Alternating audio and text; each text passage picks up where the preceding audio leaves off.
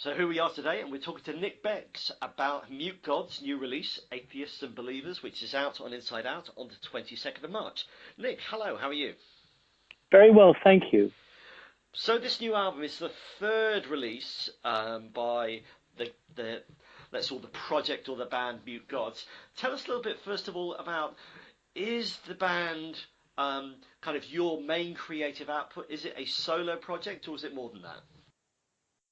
I'd say it's all of those things and probably a few points in between. I'm the principal writer. It's set up to facilitate my writing. It was a vehicle for my writing. And I wanted to have a couple of guys who I'd worked with before, who I knew would be able to, be an excellent foil for my input. And if we trace the origins of the band back, you've released, as we said, now 3 albums, and it goes back, I guess, about 4 years when you got together with Roger King from your relationship with Steve Hackett, and Marco Minnemann, I guess, through your work with Steve Wilson. Yeah, that's right. Those are the 2 bands that it's an amalgam of. And in terms of the sound, just for people that haven't heard any of the previous albums and the new one, would you describe the kind of your writing style as being sort of sympathetic to those others, or is it a total departure? What should people expect? I don't know, really. I'm told that it fits very nicely within the genre of the Steve Wilson, Steve Hackett music universe.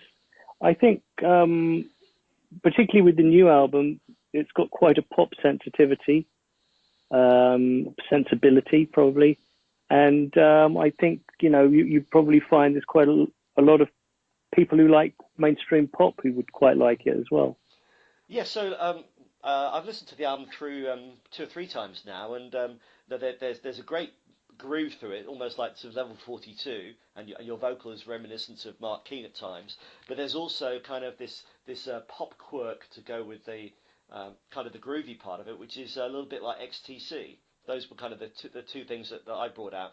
But I will say to people that at its core, it's got the strong prog elements you would imagine.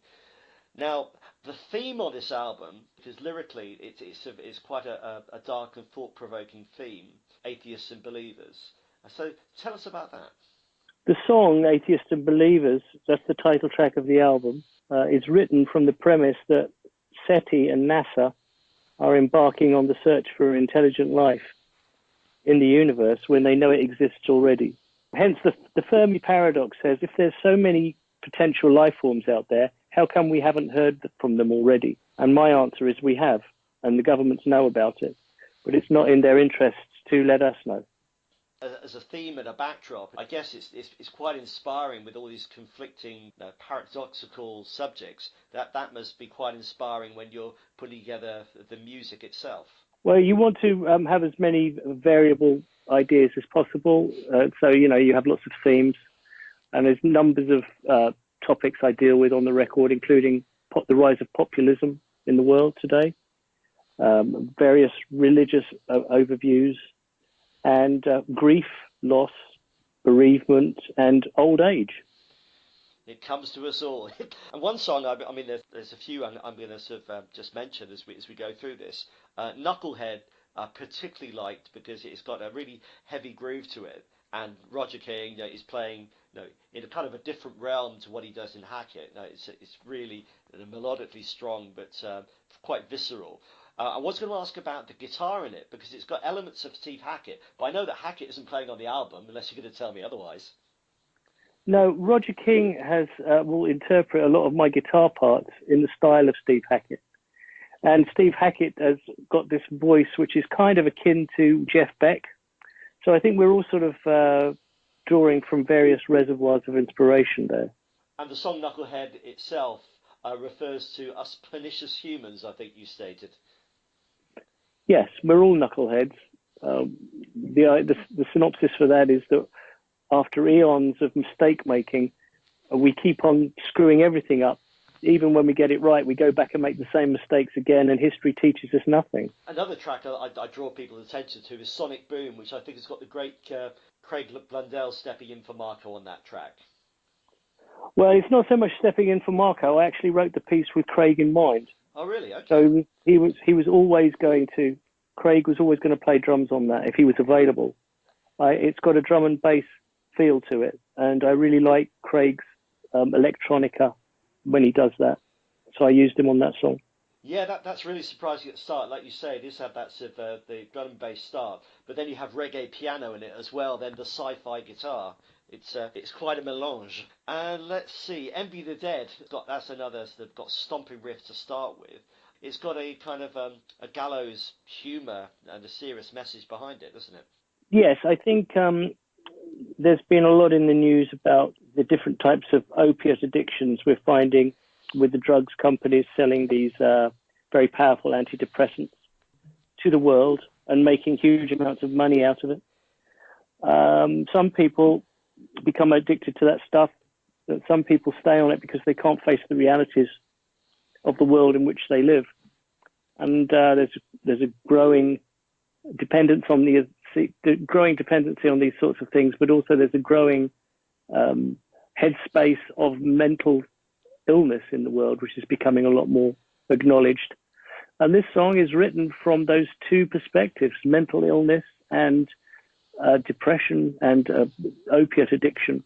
Some people just have to have something to help them get through life, and Envy the Dead is one of those songs. And it'll be remiss of me not to mention another very special guest that appears at the on One Day, which I believe is the lead single, and that's Alex Lifeson from the band Rush. Yeah, that's right. Alex was very gracious and agreed to play on this track because he really liked it. Although most of the guitar parts had been recorded when he added his acoustic guitar, he found a place in between all those guitars that Roger and I and Marco were playing. And it was very clever the way he did that. He brought it into another place, really. Your daughter as well has got a singing part, doubling your vocals on. It's almost a counterpart to the to what you're just talking around with around mental health. Twisted World, Godless Universe. Yeah, it's the wrestle for reason and insanity, or light and dark within the spirit or the psyche of a man or a woman, I suppose. And you could attribute it to the voice of God or the voice of the devil. There's two extremes, and I play one, and she plays the harmony of the other. And Iridium Hearts, I read a little bit about your intent with this, because it has a really strong, almost fanfare-like intro. That refers back to the Berlin Olympics, I think you said was the intent there. Yeah, so that synth part was written as a fanfare. And in doing that, I'd imagined the opening of the Berlin Olympics in the 1940s with Hitler sitting and watching the games beginning. And I kind of wanted to modernize that using the ribbon synth that Roger King was playing, to present that as a potential future shock for the way in which the world is going, and that fascism and right-wing extremist thinking is becoming part of the landscape of the world in which we live. And if we're not careful, we're going to be right back where we started. In talking through those selected tracks, that some people say, well, it sounds like a fairly bleak album. Is there kind of a message that you want people to take away, or kind of a positive future that you can envisage? I think the overarching message on all three albums is we're stupid and we're fucked. There's a great light and shade, and as you said, a great pop sensibility with that heavy message behind it. But then the final track, Think of You, is a beautiful ambient instrumental, and I think it's Rob Townsend playing bass clarinet, which is a beautiful tone to it in it. Yes, so that piece was written as a meditation, really, at the end of a sequence of music that is quite bludgeoning, quite hard and tiring to listen to. The meditation is based on the loss of someone, and for me in particular, it was a meditation and a reflection on the loss of my mother when I was quite young. Yeah. And, everybody has to deal with grief and loss, so I felt that it was a universal meditation for everyone. Okay, so there's now a trilogy of Mute God's album. Is that it? Is the sequence complete? What do you think might happen next? Well, I'd like to do some live shows. I'm trying to make that happen. It's not very easy.